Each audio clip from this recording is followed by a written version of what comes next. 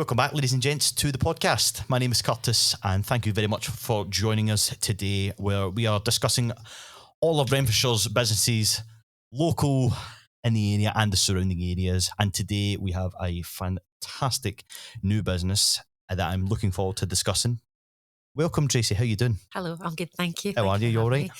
I'm very well. A tad nervous, but I'm well. Perfect. That is absolutely great. I'm delighted to have you. So, first of all, let's do some introductions with yourself. So, do you want to even tell us who you are? So, I'm Tracey. I'm local to Renfrew, and I run a counselling, coaching, and training business called One of a Kind. And I set up about a year ago in the same office as your good self, which is lovely, a lovely community. And yeah, I love it. I really enjoy what I do. And I hope that I get to expand on some of the information that I want to get across to you, and that I portray the service that I offer well and articulately. I suppose that's my thing that's making me nervous. Oh, you don't have to be nervous. I'm sure you'll be absolutely fine. Just forget that the cameras are on and that we're being recorded at the moment. You'll be absolutely fine. You're a natural speaker. We've sat and chatted for about 15-20 minutes beforehand, so you honestly have nothing to worry about. This is what the podcast is all about. It's finding out who you are and what your business is all about, and how we can get the people of Renfrewshire, and I say the surrounding areas, to you to use your service. So, how did you decide that you, or even why did you decide that you wanted to become a counsellor? I've always been fascinated by people, from people watching to like learning about people and the psychology of people. I underwent, for want of a better term, therapy myself a few years back and absolutely loved it. It was very much a problem-solving type situation that I had, and the opportunity to explore a problem with someone else who just listened and was able to give a bit of guidance was just really freeing for me. I found it really, really helpful. And if I'm honest, I'd been thinking about it on and off for probably about 10 years, like thinking I would like to be a therapist. And I eventually took the leap and enrolled on a course that's a prerequisite for counselling. And I did that with Strathclyde Uni. And then the pandemic started. So a lot of the training was... so funny, because like the amount of businesses that we've had on so far, everybody has been affected in one way by another. Yeah, it's obviously it's had such a huge impact. And yeah, it was a huge change because everything went online, and within my job at the time, everything went online, and it was such a crazy rush to get to online. And I still do online work as part of my therapy, but I quite like to see people in real life, to be perfectly honest with you. So yeah, I really enjoyed therapy, really felt I got something from it, felt that it would be something that I could do and that I could be of benefit to people. So yeah, I decided to do the studying and the training for it, and that's 3 years, the duration of the study, or studying, and I've come out the other end, and a therapist. I can put my therapist badge on now. So when you studied, was that college? Was that university? It was with a private training provider. So it was with a company called Glasgow Counselling Alcohol, and they were able to offer the diploma. And yeah, the content is basically the same across training providers. Kind of, yeah. I mean, they can deviate a wee bit, but it's mostly the same. And yeah, it was an interesting experience. A good experience, but an interesting experience. Well, we've met up beforehand. Yes. When we had this meeting within the Startup Street. We got a chance to meet all the different, because there's loads of different businesses in here, and it was interesting hearing your story then, just as it's even more interesting now hearing it.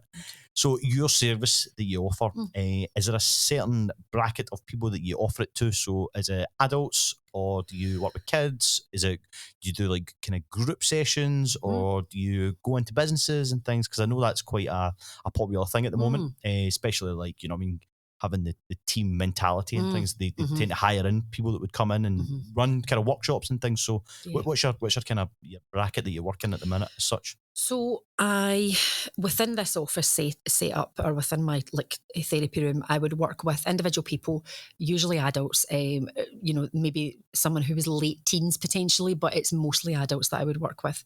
I also offer couples counselling, so therefore there would be 2 people typically in the room with me. During my training, I also studied coaching with the Institute of Management.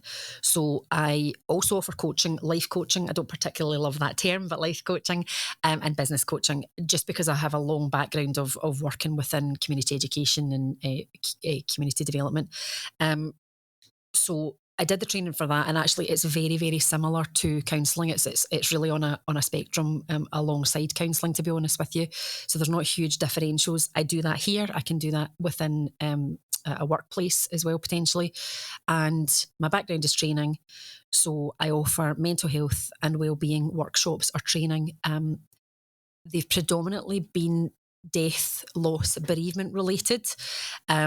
And I do some work for some local authorities. It's been online. I'm just about to do some in face-to-face in real life. Okay. And they are around making your working environment a bereavement-friendly working environment, for example, or the language to use when dealing with bereavement or working with someone who's bereaved, because sometimes that can be a wee bit scary. And sometimes we think, I don't know what to say, so I'm not going to say anything. And actually that can be really painful for the person. Yeah, definitely. That's on the receiving end of that. We, as you know, have a beautiful setup here that we've got a meeting room that we can use. So we can have small numbers of people here for training and workshops, or I can go to people's workplace to deliver that. And the numbers don't really... the numbers vary, obviously, that it's not, we can do small Depends numbers on size here. of company and things. Absolutely. But whether there's 5 people in a room or 50 people in a room, as long as everyone is willing to participate and wants to get involved, then it's straightforward. The delivery doesn't change, to be honest with you. So yeah, that's the kind of 3 arms. I think that's brilliant, and the fact that you're not just in that one box, you're more than open to do it, and I think all businesses could benefit from this. I mean, increasing staff morale, I mean, everything that goes along with it, especially mental health these days. I think you've definitely got a good opportunity there to work with a lot of organisations, and later on in the podcast, we'll find out how we can get in touch with you as well, so that people can, after this, if they've listened to it, they can obviously get in touch. So do you have any therapy specialisms? To a degree, yes. I probably wouldn't use the term specialism, if I'm honest, because I'm a bit feared to use the term. Sorry, my bad. No, that's okay. It's a lovely term. I'm just a bit feared in case anyone thinks that I would know absolutely everything about the subject. But I've, just because of the nature of the work that I've done, for context, when you're doing a counselling diploma, you do 100 hours of placement. And my placement was with a... Can I say the charity name? Is that okay? Of course you can, yeah. It was with... this is all about you growing, and if you've got businesses that have helped you along the way, or you've got shout-outs and things, you can certainly, to your heart's content. Okay. So I did my placement with a really wonderful organisation called FAMS, so Families Affected by Murder and Suicide, and they're based in Lanarkshire. So I did my 100 hours, more than 100 hours, but did my kind of prerequisite 100 hours there. And I kind of diverted into loss, bereavement, death, just by virtue of the placement that I did. And it was just for me, it felt like such worthwhile work, really worthwhile work, because these families just needed a place and a space to be able to chat about their loss. From that, I started to do work with Cruise Bereavement. So they're a national charity, but there's Cruise Bereavement in Scotland. And I do lots of work with them, from training their staff through to training on contracts that they have. So yeah, I've ended up being in the realm of death, loss and bereavement. And much as that sounds really strange, I really enjoy it. I enjoy the opportunity to normalise the language and to allow people to feel comfortable to grieve within the space that we're in. Sometimes people maybe need a wee bit of permission almost to feel upset. And to express themselves. 100%. It's a huge thing, because it affects everyone. Yes. It affects everyone, and and it will always affect everyone. It's a topic that is always constantly people don't want to speak about, and not coming with the idea of what it is to it, and people maybe don't want to come and do the whole therapy sessions and things because they just feel like they're just maybe being a burden on someone. So Totally. definitely a great subject to be a part of, I would say. So do you say you have someone coming to you for the first time? Do you have a clinical kind of process that you would go through, or would you do an assessment with them? Yes, so I offer a free 20-minute consultation. That can be on the phone, it can be online. You know, most people have chosen to do a telephone call. Some people want to do online. I think because there's something comforting in seeing you as a human being and a real life person rather than just a face on a tiny picture on Instagram. So yeah, I offer that 20-minute consultation, and I make sure that the client is in a position that they feel safe enough to discuss what's happening for them, or potential client to know that they're safe enough to discuss what's happening for them. And for me, the responsible thing is to understand if what that person is likely to be bringing is within my scope of competence, basically. And if it's not within my scope of competence, then I would look to refer to them. I've thankfully not been in a position where I've had to refer a potential client onto another therapist, but I absolutely would if I felt it wasn't within my range of what I can work with, basically.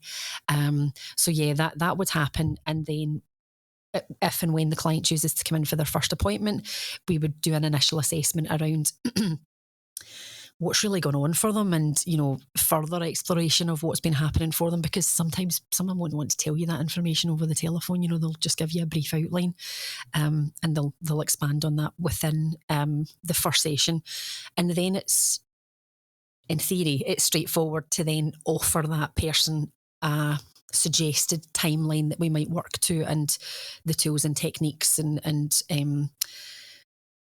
tools and techniques that we would use in terms of the work that we would do. But there's definitely a responsibility for that client, because they do a lot of the work. I'm there as a receptacle for information and to reflect back on what's happening, and maybe do what we would call psychoeducation, to explain why someone might be feeling why they're feeling. But I also have to remember that I'm 1 hour a week of that person's life. Yes. And that's really important, because that person will often say, you've done so much, or you said that I should, but actually you're just empowering that person to do what they feel is right for them, basically. And that's where the power in the relationship is that I'm empowering them to do what is right for them, basically, and to take the path that they feel is right for them.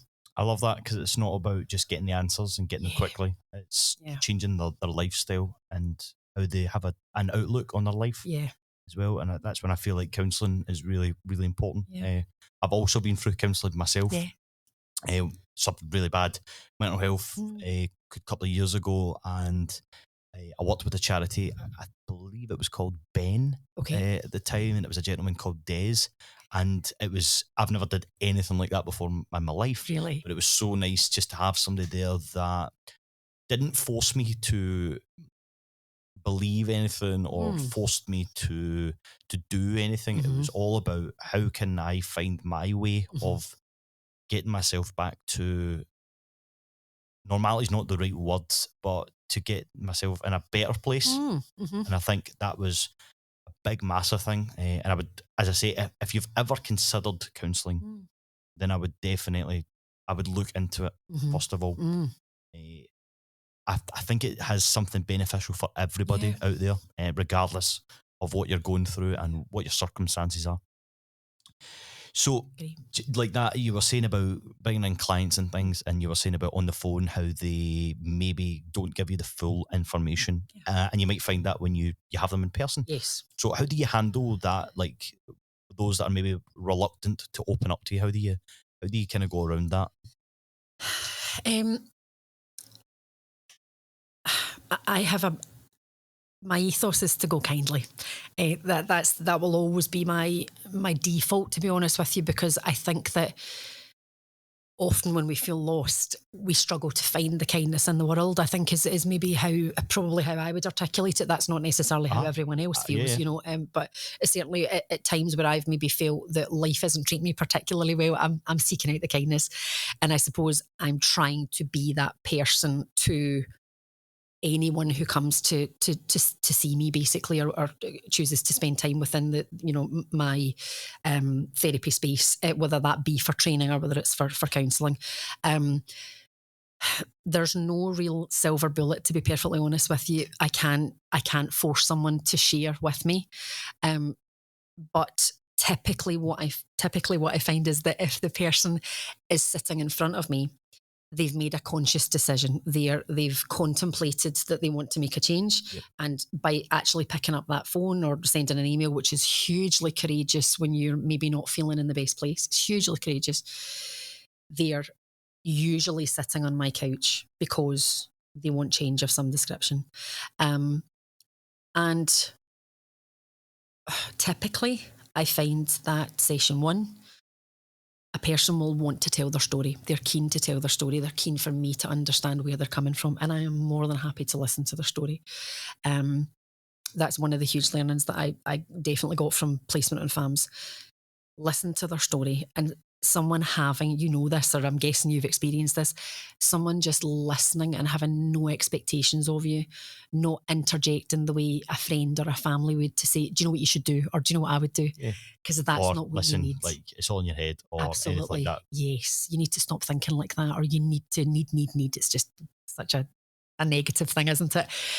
When you're in not a great place, or when you're 100%. Experiencing loss, or you're bereaved and you're feeling low.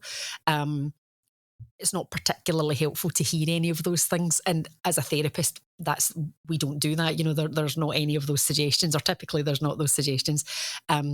So I generally find giving someone that space, they will share and unburden themselves to quite a degree. And I'll often find second session, we maybe go deeper and there's actually more information given and more context given to what's happening, because an hour is no time. It goes by in the blink of an eye. No, it doesn't. It really isn't it? No. You probably listen to this podcast and you're really, I can't believe how quick this has went. And this 50 minutes is just, it goes by so quickly. And you can't condense your world down into 50 minutes. You just, you can condense it into lots of 50 minutes and, if you want to share, but you can't unpack everything necessarily in that first session. So it does take a wee bit of time. It's a journey. 100%. Yes. And it's sometimes a bit of a, what do you say? 1 step forward, 2 steps back type of setup, just because you're kind of opening a door. It's like a messy room. You open up a door. Absolutely. And you start to pick everything up, but there's actually more things underneath it, and you dig in so much deeper. And as you say, you just kind of go into it. But it's for me, when it was my journey, it was going underneath and seeing what the main, I had something in the back of my head that I was going, this is the problem. This is what the problem is and stuff. But when you actually dug underneath, there was more to it as such. And I think if you don't acknowledge the other things that are going around that are making you unhappy and affecting your mental health and things, then how can you expect the one thing that you think it is to become better? Yeah, 1,000,000%. It's such a great analogy. As you say, you're kind of rummaging about and you're kind of uncovering, and do I look at that? Oh, I don't know if I'm ready yet. Do I put that away just now? And you often find that it's a myriad of things, and it's definitely one of those things of big learning for me was anger is usually pain. It's usually something entirely different. We call it this badge, and it's not socially acceptable to be angry anymore for whatever reason. Whereas I love a good fit of anger, to be perfectly honest with you. I think it's quite healthy. It's nothing better than just having a proper scream into a pillow, or or just having one of those big moments where you go, rah! Totally. Yeah. As long as everyone else around it's what you're feeling. Safe. It's what your body's obviously trying to. And I see it as your body's trying to get that out. Yes. It's trying to get rid of it. Absolutely. You're so wise. I love this. You're so wise. And you're absolutely right. I've been around the block a few times. I love it. It's healthy. I agree. And I think that is it. And it's embracing all of these, like your feelings and your thoughts, and working on becoming how to manage it and how to better it as well, and come out that other end of being stronger. I think as well, because you know what I mean. I feel like it's one of the things that never leaves you, but it's how you control it and how you manage it. And I think a lot of the times, because this kind of leads me on to my next point, is say you do have your sessions and things with you, but you may find that there's certain points that will trigger certain moments. Mm-hmm. So it would be, how would you manage that with someone? Don't know what you would call them. Would you call them a client? Is that what you would call them? Let's say client. Yeah, a client. So like, how would you deal with a client? Say that you're digging in deep, and then something triggers at that point. How would you manage that? So, depending on the circumstances, if they felt triggered or activated, it just depends on whatever term you want to use. If they were experiencing an extreme response or extreme emotion in relation to something that they'd discussed, in the very first instance, usually a grounding technique. So feeling your bum in the seat, feeling your feet on the floor, bringing yourself back to the present, you're safe here, those sorts of things, reassurances. And really seeking that client's permission to say, do we want to continue down this road? As a therapist, I feel responsible for you and for your safety in the room. Yep.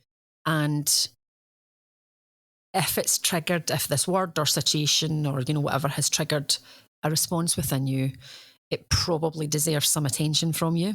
But reassurances that you don't have to do that right this minute and you don't have to process that all right this minute, whilst being mindful that in X amount of minutes' time, they have to leave, or they're leaving the room and the space. And won't see them for however long the next period or the next session is. Yeah, absolutely. So it's about making them safe is typically the thing. And, the kindness is tied up in that. And I think I referenced earlier about psychoeducation. So understanding that maybe it is that analogy, the anger that you're feeling is potentially pain. Let's examine it as something different. Let's put a different badge on it. And giving a client some understanding of where that feeling may have come from and why they may be experiencing that feeling, not being a fortune teller, but just that stereotypical thing of, history tells us or data tells us this feeling actually might be another feeling. And I like to give some version of a technique to use further down the line so that there's something leaving the room that feels like safety for them, basically. Would they be kind of breathing techniques and things like that? It could be reading, for example, as well. If that person says, I love to do research or I love to read, a suggestion of a book that might be of interest. I keep books in the office so that if anyone wants to borrow one, they're more than welcome to. And I had a real conflict around it because perception's a huge thing for me. So I was worried that this library of books would look like I was one of these people that's look at how many books I've read in it. Those worries you can tell the type of books you have and you're like, oh, totally. And I was like, fancy pants. And I was like, I've only read half of them. Face up. See, do you know what I mean? You'd probably have the smart books, whereas mine would be anime, Harry Potter, probably comic books there. So they'd probably look at me and go, yeah, we'll not touch anything. Probably not my jam. All rich tapestry in the world, doesn't it? We all like different things. Absolutely. We all like different things. So, and you can be as honest as you want. Okay. Do you find the job challenging? Yeah. I was speaking to someone recently, I can't think who, and I was saying to them, in terms of the full job, I was saying to them, I know that I am a counsellor and that I have a certificate. I don't have a badge. I'm joking about the badge, but I have a certificate that says, I've done what I need to do. Someone. We can make you up a lanyard. Totally, that's fine. Might need to now. There's no shiny star on it. It's one of those first aid ones. It's I am a counsellor. Sorted. I can wear my badge with pride. So, I have a certificate that says I can do it. I've got a long history of work and life experience. I know these things, and I've got a certificate for coaching. Those things I can do, being in the room with a person and offering them me and offering them the learning that I have and the experience that I have, I can do. I love to do. For me, the hard part is, it's a typical thing within counselling, is feeling good enough, feeling equipped enough, feeling knowledgeable enough, because there are so many areas that people want to speak about within a therapy setting, and there is only so much life experience one person can have, and there's only so much reading you'll never know what somebody comes out with. No, this is the thing. And going back to what we said, around that initial phone call, someone will share so much that they feel safe to share, and then, they may share more further down the line. And it's really just about always sense checking that. CPD, so continuing professional development, is a huge thing within the field of counselling. And I look to maintain that regularly. I'm always pushing a pram out with of being in this office, so I usually have to listen to a book rather than read a book. So it's the listening part, which is good. So modern. It's so very modern, isn't it? It's a great problem solving technique for being able to read, because I quite like to immerse myself in a book. But actually, I don't know about you, but the challenging part is the running the business part, like just knowing all of the stuff that you need to know, because my course didn't teach me any of that. My course didn't teach me how to run a business. Massively, yeah, I completely agree. So I didn't necessarily go anywhere to study or do anything. This was that for me. The podcast and the studio came about because I started a podcast during lockdown. And it was literally the basic of the basic. Okay. Did it through Teams and Zoom. And then was taking recordings and things like that. And I've always had a background in that kind of thing, but this is what a passion then struck. And I started doing research and things, because what else could you do during lockdown? Yeah. You couldn't go anywhere. Well, bake banana loaf and walk. That was about the height of it, wasn't it? I was just eating banana loaf or just eating. That's all. Didn't walk. If anything, it was just that outside. Nope, too cold. But this is it. Nobody's taught me how to run a business as well, and how you market your business. I think that's the biggest thing, and how because you still have to convince those to come and use. Now, you would expect counsellor, you put that out there, and everybody would be like, "Oh, I need a counsellor." Perfect. Yeah, but it's not as easy as that. No, it's not as easy, and as you say, it's hard to market it as such. So, is that been a struggle at the moment, do you think, with the business? And you know what I mean, because it's hard enough trying to convince someone to use a counsellor. Definitely, nobody. Absolutely. There's people out there that won't admit to needing a counsellor or needing help, and I think like that. So how would you see somebody just off the blue and you try and convince them as such to a counsellor? Is there a way you would maybe go about doing that? I know that question probably sounds a bit like maybe difficult, and I've maybe worded it wrong, but okay. just like. Or kind of how would you put the business out there? Like, if you get a goal, so what's your goal as a counsellor? My goal as a counsellor is to equip as many people as possible that cross my path, whether that's through training, and workshops, or whether that's through one-to-one counselling, or obviously couples counselling, to equip people to feel empowered. Really, I feel that's such an important thing. Because power and control, I think, are big factors in our life. And when we feel out of control, we can feel a bit powerless. And for me, giving that power back to that person, whether that's to feel equipped enough to leave the house every day, or, whether that's to make a huge leap in their business world, or equip themselves and understand the right terminology to use when it comes to mental health or well-being.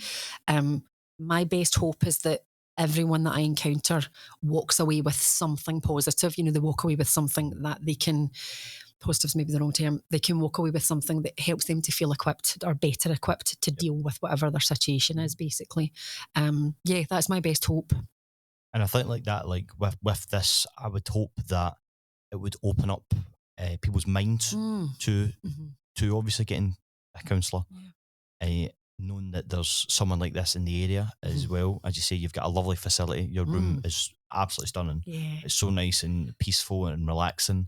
And I think for, people, we all have a really stressful life now, especially with things going on. You know what I mean? There's constant bad news, you know what I mean, in the world, and everything that goes around. So everybody has the total right to be, mental health deteriorated. So I think like this, I hope that the podcast has done, if you are listening and you're watching on whatever platform it is, that this would open your mind to doing it. And certainly, advertising, yourself and everything that goes on with counselling.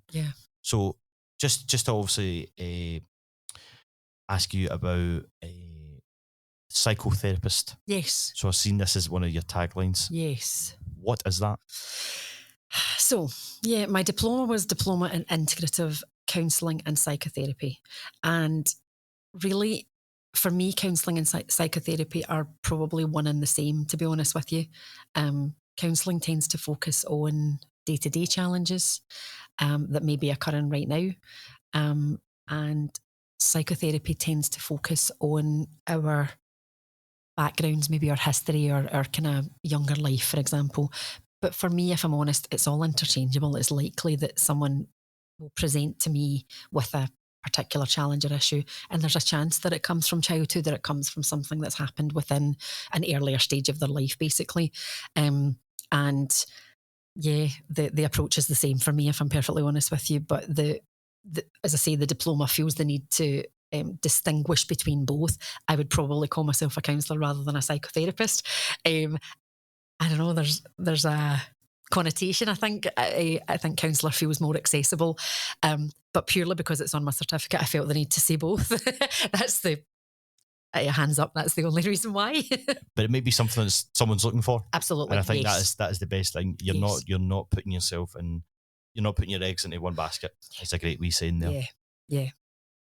I can't thank you enough for coming on. Thank you so your much. knowledge is just absolutely amazing. Thank you. Everything that you've discussed, and think as well, like you're such a nice, calming person. You've got such a nice energy about you. And I think anybody that, as we say, like mental health is such a big thing at the moment. And I think if you are considering going for counselling, then you should. If you're considering it, I think you should, regardless, because there's something in your mind that your conscience is telling you that you need this. Yeah. So I think that kind of leads us on to, how do we find you, Tracey? Where do we find you? Do we find you? What's your socials? What's your socials? Do you have a website? Let us know. Okay, so I'm in the process of building a website. And as a person who's not drastically technical, that's loads of fun, as you can imagine. So I'm in the process of building a website where you can book through the website, etc., which is fantastic if I can get it working. And I'm mostly on Instagram. I do have a Facebook page, but Instagram is kind of typically, I think it's a friendly platform. I really like it as a platform. And I'm One of a Kind Counselling on Instagram is probably the easiest place to find me. I have business cards dotted about all over the place and flyers anywhere that there's a community notice board that has my telephone number. But I'm based from this office, obviously, at Startup Street in Renfrew. So that's also another avenue in which you can access me. That's amazing. So there you go. Startup Street in Renfrew is where it's happening. Yes, it is. Definitely. And we'll have a few more of the tenants are in here as well, discussing their business, because I do believe that everybody in here deserves a chance to shine and to get out to the people of Renfrewshire and the surrounding areas. Thank you so much for coming on. I thoroughly enjoyed my time. Likewise. And I hope you have as well. I loved it. If you are listening to the podcast, whether it be on YouTube or Spotify or Apple Podcast, or just generally wherever you get your podcasts from, YouTube, leave us a like and a subscribe. Please share the video also, because it just helps people like Tracey and their business get out there to everyone, regardless of where you live. Spotify, Apple, you can leave reviews. Let us know what you're thinking of the podcast. You can certainly leave 5 stars. I feel like this episode deserves 5 stars. I thought it was been brilliant. But again, just thanks so much for coming on. Thank you. Thank you so much. And we will see you again in the next one, folks. Thanks very much and take care.